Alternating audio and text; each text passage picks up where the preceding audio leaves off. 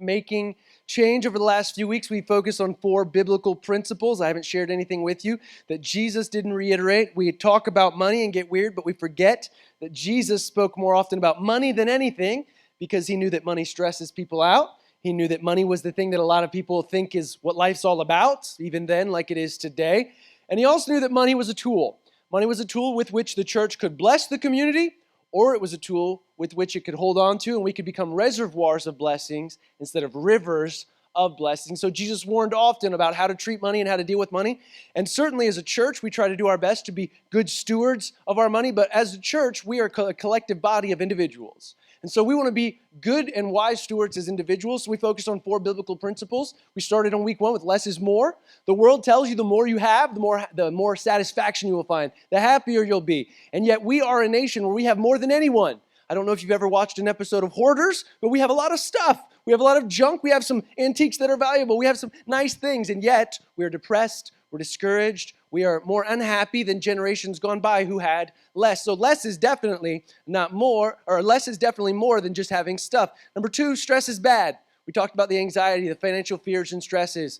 Week 3, last week, we talked about why giving is good, why it is that God created you in such a way where you actually enjoy giving. There's a reason you love giving good gifts to people you care about. There's a reason your heart gets a little warm when you donate to charity and when you know that kids are being fed and homeless are being housed. And when these things are happening and you're a part of it, feel good about it. And today we're going to finish with another biblical principle. And we're going to focus on why tomorrow matters. And it does. And some of us, we tend to be more spiritual, and I struggle all the time, like you, to be a spiritual Christian who is also practical. Some of you are more practical, and so you are already planning for tomorrow. Maybe we need to be a bit more spiritual. Some of us are so spiritual, we're not any good practically. We don't plan for tomorrow because we just go for today, and we trust on God tomorrow. But all throughout the Scriptures, God encourages us to plan for tomorrow. Read with me Proverbs chapter 21 and verse 20. It says, "Precious treasure and oil are in a wise man's dwelling. He has enough. But a foolish man devours it." You know what I know the modern day interpretation of this? Foolish man eats it up as soon as he gets it, devours it. 75 to 80% of our country lives paycheck to paycheck. Now, obviously, I always want to throw this out there. We know there are people who are struggling because of the job they work. They have to work multiple jobs, or they have multiple kids. Maybe they're a single parent. There are certainly seasons in life where you are going to live paycheck to paycheck. But our goal is to be good stewards and get to the point where we don't just live for today, but we're planning for tomorrow. And so the emphasis here is, look, you get to a point where you don't just have enough for today. You don't just spend everything you've got in your hand. You're always planning for the future, not just selfishly so that you can get by, but planning so, man, one day I'm going to be generous. One day I'm going to be more generous than I am right now. I'm going to be generous today, but man, if I plan and save, one day I'll get to be even more generous because I'll have more resources at my disposal. Then in Proverbs chapter 6 and verse 6, God reminds us of the ant. He says, "Go to the ant, sluggard, consider her ways and be wise."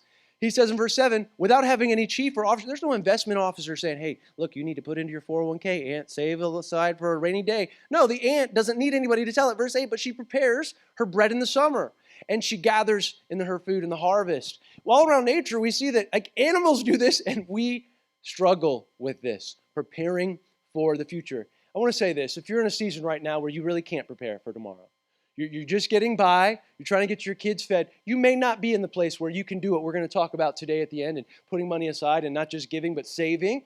But you can say, well, when I get there, I'm not just going to keep raising my level of living as I get raises. I'm going to be preparing for tomorrow. A lot of it is making the mindset shift of I'm not just going to get through the day. I'm not just going to get through tonight. I'm going to start where I can. And for some of you, that's going to be a little bit smaller. For some of you, you're going to have some money you can put aside and plan for the future. But it's not just about you and me getting by and getting through.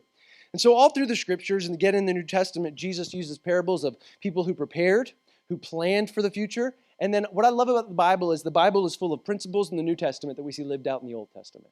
We have story after story of wise people and of foolish people in the Old Testament. Things that happened that we're like, man, I can't believe they did that. I love it when people come up to you and they say, did you know the Bible, man, it encourages men to have multiple wives. I said, where did you see that? They said, the Old Testament is full of it. I was like, have you read the Old Testament? It's full of why not to do that. Every dude. No, seriously. It's something God said, don't do this. They do it. And he's like, I told you. Like that was going to lead to strife. That was going to lead to struggle. I created you one man for one woman. Like, why did you mess with my plan? Guys, when we mess with God's plan and screw it up, everything goes awry. But here's the thing. The Old Testament's full of stories of people who did what God asked and were blessed, and full of people who didn't do what God asked and paid the consequence. It's also full of people who did what was right, and things seemingly fell apart. We're going to read about one of those this morning. We're going to talk about planning for tomorrow, and we're going to look at the life of a guy who planned for tomorrow because today was terrible. Today was awful. When he was a teenager, he was thrown into slavery by his brothers. Many of you who grew up in church know I'm talking about Joseph. If you don't know Joseph, I'm going to give you a little 30-second catch-up on who Joseph is and what he did. Joseph was thrown into a pit because his brothers didn't like him. He was quite a bit younger. How many of you have a really, really younger sibling? You know what I'm talking about? And they're so young, they get away with everything, right? Everything you couldn't do, they get to do. Joseph gets to do everything that his brothers weren't allowed to do, and he's spoiled because his dad is more wealthy the older. You know how it is. The babies always get spoiled. Well, Joseph's walking around with his coat of many colors. He had a flannel with all the colors. You know what I'm saying? He's just walking around, and he walks up to his brothers. He's like, guys, I had a dream where you were bowing down to me. Crazy, right? That's wild. And he walks away, and they're like, dude, you are not getting away with this. They throw him in a pit. And Reuben, the oldest brother, for all he wants to do right, Reuben's not a leader. Sometimes some of us think we're leaders, and when we say stuff, people don't listen.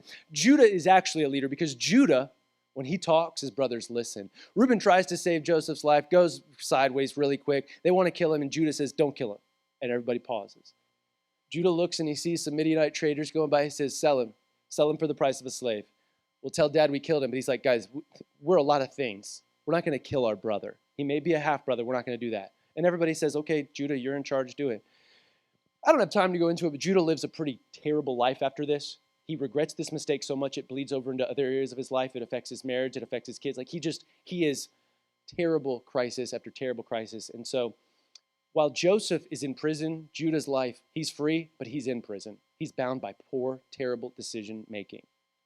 Joseph gets in prison, and you know the story. There's two guys in there, and they have dreams, and one of them is put to death, and Joseph says, hey, man, your dream is foretelling your death. And the other one is elevated back into Pharaoh, the leader of the nation's home. And Joseph foretold that, and when that leader gets into Pharaoh's house, he forgets about Joseph, but then Pharaoh has a dream. Pharaoh has this dream where 7 fat cows go down to the Nile River and begin eating, and then they're devoured. Gruesome, awful nightmare. They're devoured by 7 skinny cows. He wakes up and he's like, ooh, that's crazy. He goes back to bed and he has another dream. 7 big ears of corn, like big thick corn on the cob, butter just dripping off. I don't know if they used butter back then, but butter just dripping off it. You know what I'm saying? Salt, it is perfect, right? And then all of a sudden, 7 skinny ears of corn eat it up. He wakes up again, he's like, this is crazy.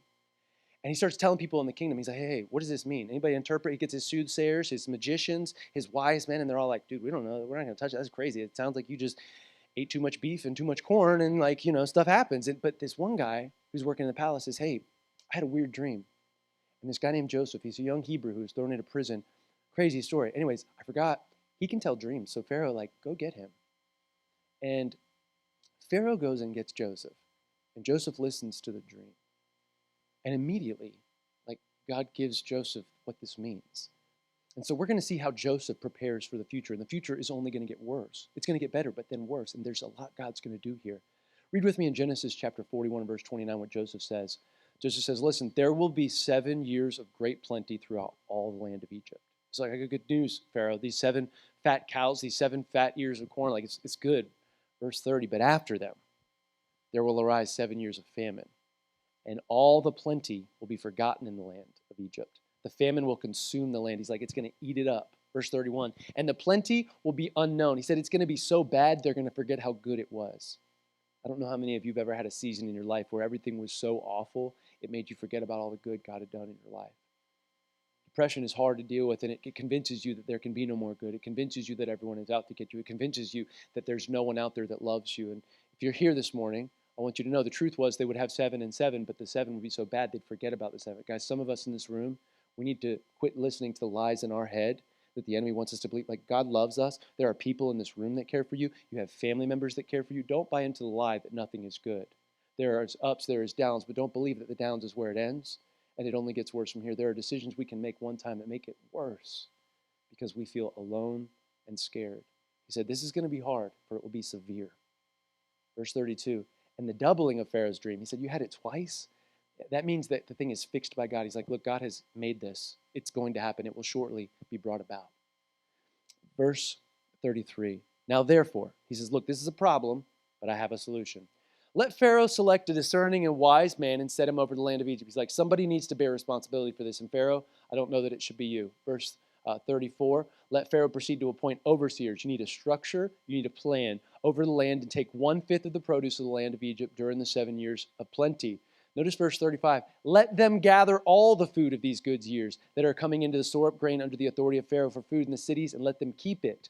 Verse 36, that the food should be reserved for the land against the 7 years of famine, so that the land may not perish through the famine. Joseph says, you need this plan. You need to begin saving now for the future. You need to prepare for tomorrow. Guys, wouldn't it be crazy? What if somebody came into the room? You'd never believe him, and I never would either. Be like, hey, I know what the stock market's going to do for the next 14 years. It's going to look just like this and just like, if we knew that God had fixed that, I would be like, here is all of my money. Do it. Go up and then take it down. Like, put it in exactly the right moment. In this moment, God is positioning Joseph to help these people prepare for their future. And I want you to see how this works. Number one, when you're going to plan for tomorrow, you need to understand it requires sacrifice. Did you see what they had to do? They had to sacrificially turn their goods over, and 20% of it would be taken from them. Read with me verse 34. Let Pharaoh proceed to appoint overseers and take 1/5 of the produce of the land of Egypt during the 7 plentiful years. When things are going good, we're going to tell people they need to turn it over, and we're going to remove 20% of it. Their best years, their best crops, their best production, we're going to take 20%. And they're not going to understand it. They're not going to like it because they're like every other human. When things start going good, they're going to say, it's going to go good forever. There'll never be a downturn. There'll never be a turnaround. He says, you got to take this from them, all right?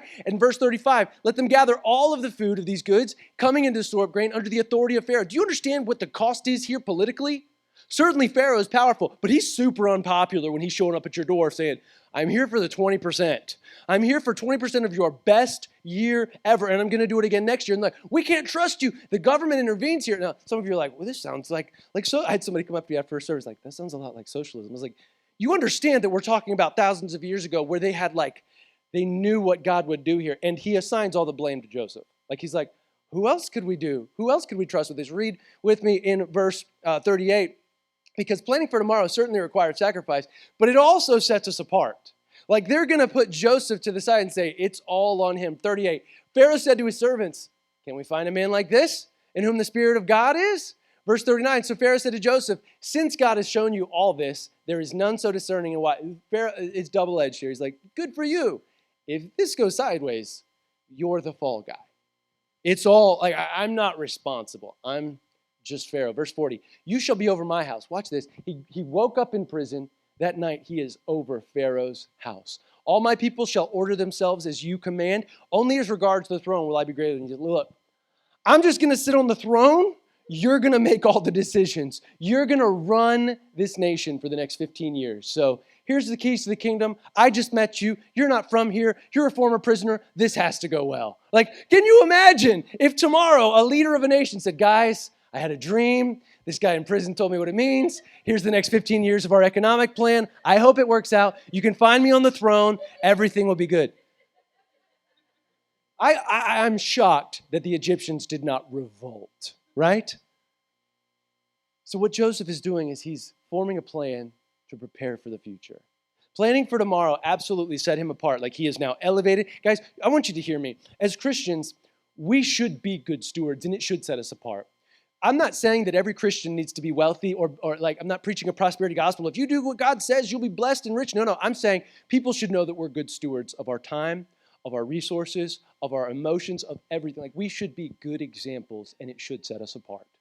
I'm not saying you're going to be the richest person you know. I'm not saying you're going to be the most financially wise person you know, but people know, like, practically, like, I can trust them. Their advice is good. They make wise decisions. We should not be driven by emotion, driven by the love of money, driven by everything the world is driven by. People should know that we are different. It sets us apart when we begin planning for tomorrow, because here's the truth. Most people in this country think about the future, but they don't plan for tomorrow. They're not actively making a plan. They're hoping that they win the lottery. They're hoping that they get enough raises to one day retire. They're hoping. So we're all hoping Social Security's still there. You know what I mean? Like, we're hoping. We're not planning. So Joseph makes a plan. Here's the best part. It is sacrificial, and it does set you apart. There's some pressure there. Planning for tomorrow blesses those around us. Watch this. Some of you think you need a plan for tomorrow so that you can retire, so that you can have more stuff, and you have missed this whole series Our goal to be wise with money is not so that I can buy newer things, not so that I can dress better than I currently dress, not so that I can live in a bigger house, guys. We need to find that level of contentment. It's so that we can plan for tomorrow in such a way where we bless those around us. Read verse 57, and I want you to see what happens. Moreover, all the earth came to Egypt. So Egypt is wise for 7 years. 2 years into the famine spreads from Egypt around the globe. The known world is hungry, and they all come to Egypt to buy grain. Now Joseph is charging an arm and a leg for the grain because nobody has it. Egypt is growing in wealth and power. They are being blessed because of Joseph's wise planning. But notice this. The famine was severe all over the earth. And I want you to read chapter 42 and verse 1. I'm sorry, I can just never read Genesis chapter 42 without getting emotional. I'm not going to read all of it.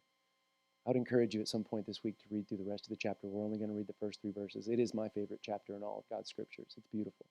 It's a picture of Christ. It's a picture of redemption. It's a picture of someone receiving a second chance, and it is glorious. But it all starts with verse 1. When Jacob learned, that's Joseph's dad. Joseph didn't know if he was still alive. Jacob had been told by his 10 sons that Joseph was dead. They brought that coat of many colors and they poured some goat's blood on it and they gave it to Jacob and they said, Dad, we don't know. You know when you tell like a half-truth, you're like, we found this. We don't know what it means. You know what it means. And Jacob never really believed it. He said, no body. No, some animal must have devoured Joseph. He said, no body. And over, if you read through Genesis, Jacob reminds Judah.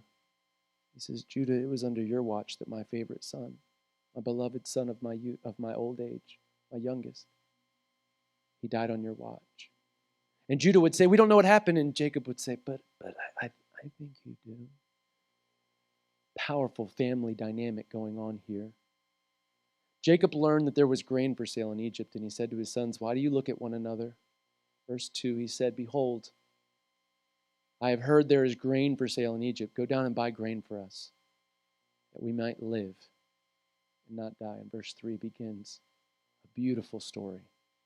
So 10 of Joseph's brothers went down to buy grain in Egypt. That's not all of his brothers. There's another brother that you know is named Benjamin. He's now the youngest. Benjamin and Joseph were born to Jacob's wife Rachel, and she is dead. She's long gone. They are the only remembrance that he has of his wife. And their 10 half-brothers come down to buy grain, and Joseph, the Bible says, recognizes right away who they are. They don't recognize him because he was about 17 when they sold him. At this point, he's about 32, 34 years old. He's powerful.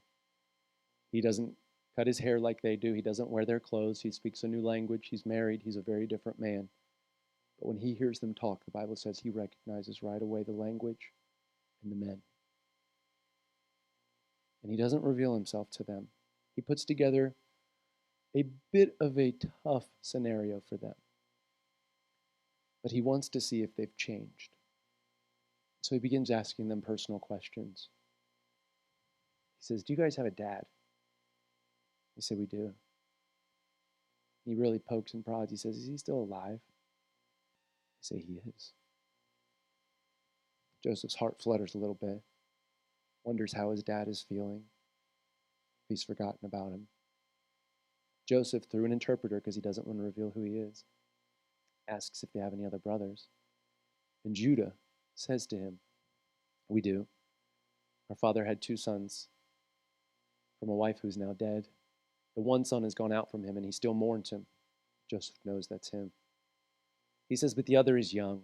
He has not come with us on this journey, for my father loves him. He will never let him out of his sight. After losing who Joseph knows is Joseph, he'll never let Benjamin go. And Joseph says, be gone. I will not give you grain. I will not give you food without seeing this younger brother to see if you're telling the truth.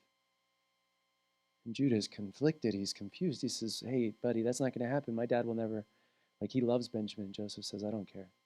You will not receive food.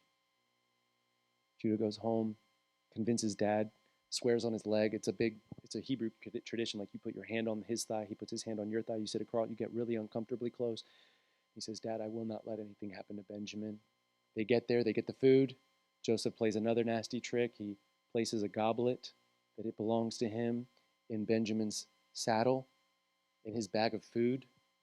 And they arrest Benjamin on the way out of town, and they bring all the brothers, 11, before Joseph, and Joseph says, "We found it in Benjamin's hand.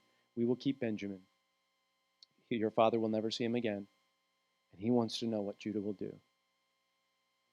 Judah, of course, says, "Hey, bud, my dad loves this boy. I'll make a deal with you. I'm old. I've got grandkids of my own now. I'll stay here and be a slave. You let my youngest brother go." And he said, "Because I don't want to crush my dad's heart." And in that moment, Joseph is moved because Judah has changed. This is redemption. This is sacrifice. The rest of the story, Dad does come home. Joseph reveals himself to them. It's glorious. Joseph, by planning for tomorrow, blessed the Egyptians, blessed his own household, blessed the world over. All the nations were coming to them for food. When you plan for tomorrow, you don't just bless yourself. You set yourself up to be generous and bless others around you. I want to remind you, Joseph had no obligation to help this country. They had thrown him in prison. He knew that if he did this, people would be saved who he didn't like. Potiphar's wife, the reason he's in jail, she survives this famine because of his plan. He is blessing people who have cursed him. When his brothers show up, man, he could have said, "No, I'm never giving you food." He doesn't care if you've changed. No, he wants to see if they've changed. And when Jacob comes back into the land before he dies, he blesses his 12 sons, and he puts curses on some of them for things that they've done. Everybody thinks he's going to elevate Joseph, and make Joseph the line through which kings will come. But it is Judah who is blessed. Judah is the line through which kings came. King David was a lion of Judah. It was Solomon's line that came through Judah. And you know the greatest king of all, King Jesus, was not born through Joseph's line, was not born through Reuben's line. He was born through Judah. A liar, a trickster, a murderer, an adulterer, a fornicator. That's who God chose to use because he was redeemed through that story. Well, when you plan for the future, God can do some incredible things in your family, in the people around you, in ways that you can't even comprehend. And it all started with somebody making a plan for the future.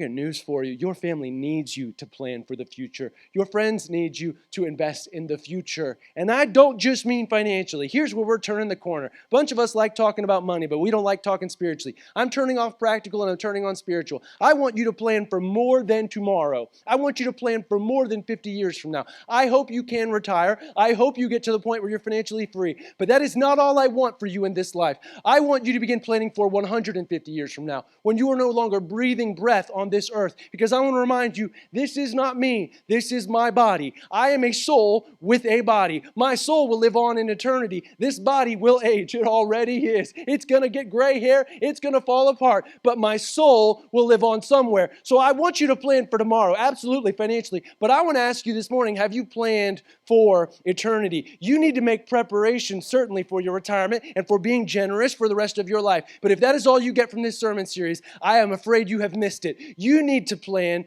for hundreds and thousands of years from now. And here's what I mean. When I get to heaven, Jesus put it this way: don't lay up for yourselves treasures on earth where moth and rust and things like, look, all the money you're saving up, it can be taken from you. He says, lay your treasure in heaven, because where your money is, there your heart is also. Like, put your money, put your love, put your heart in heaven. You know why I look forward to heaven?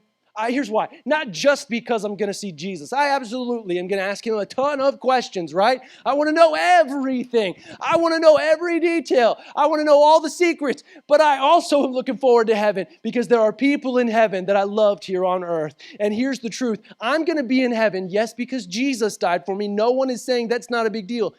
I'm going to be in heaven because somebody shared the gospel with me. They invested in not 50 years from now, but 200 years from now. And I'm going to get to heaven, and you're going to get to heaven, and we're going to run into people, and they're going to say, hey, thanks. Man, you brought me to church. You didn't even know if I'd show up. God changed my life, and it didn't just lead to a better life and real life on earth. I'm here because of you. My kids are here because of you. You invested in more than just the future. You invested in eternity. Thank you. Thank you. I hope you get to heaven and you walk by block after block and mansion after mansion and corner after corner. And you run into people like, thank you for investing in more than just your financial future, but your spiritual heritage. And here's the truth.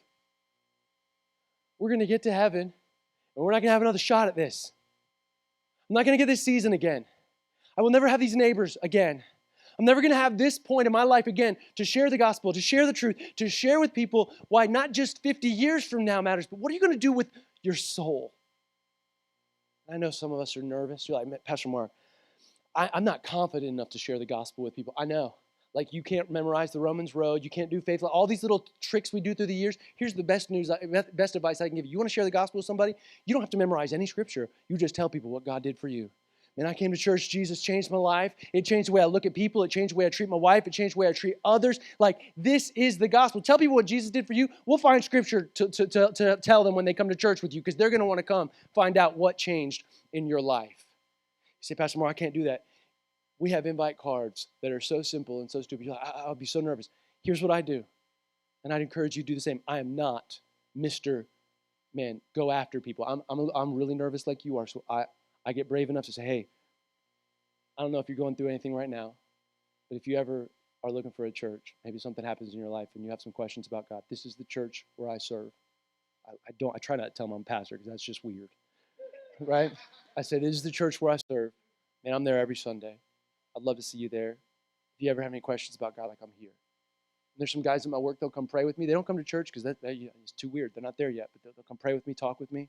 And they know why, because I've been set apart. Like, I'm who they can trust.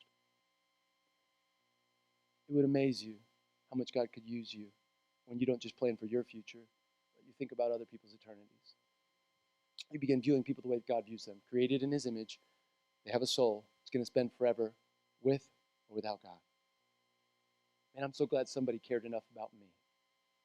I pray you care about somebody the way somebody cared about you.